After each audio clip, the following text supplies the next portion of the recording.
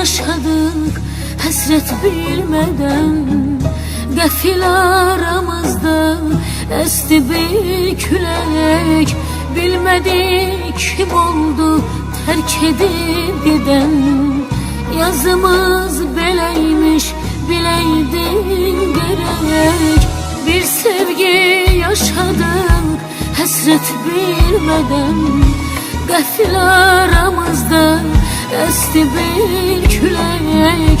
Bilmedik kim oldu terk edip giden, yazımız beleymiş bileydin gerek. Yollar bizi ayrı saldı, neylesin yürek. Bunca sevgi bir oyunmuş, oynadı felek. Çok uzaksan sana yetmeyir elim, sensiz yaşamak çetinmiş bileydin gerek. Yollar bizi ayrı saldı, neylesin yürek. Bunca sevgi yalanmış, oynadı felek. İndi çok uzaksan sana yetmeyir elim, sensiz yaşamak çetinmiş bileydin gerek.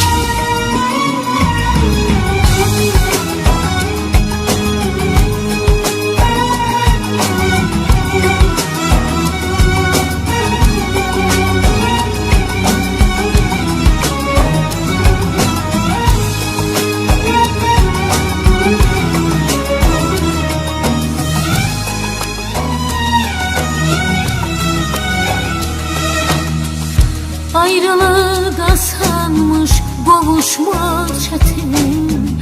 O ilk görüşümüz hatirimdedir.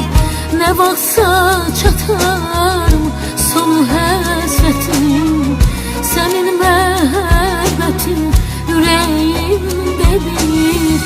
Ayrılık asanmış, boğuşmak çetin. O ilk görüşümüz hatirimdedir.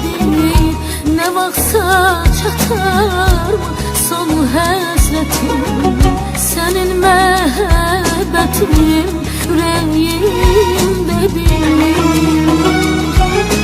Yollar bizi ayrı saldı, neylesin yürek. Bunca sevgi bir oyunmuş, oynadı felek. İndi çok uzaksan sana yetmeyir elim, sensiz yaşamak çetinmiş bileydin gerek. Yollar bizi ayrı saldı, neylesin yürek. Bunca sevgi yalanmış, oynadı felek. İndi çok uzaksan sana yetmeyir elim, sensiz yaşamak çetinmiş bileydin gerek. Sensiz yaşamak çetinmiş bileydin.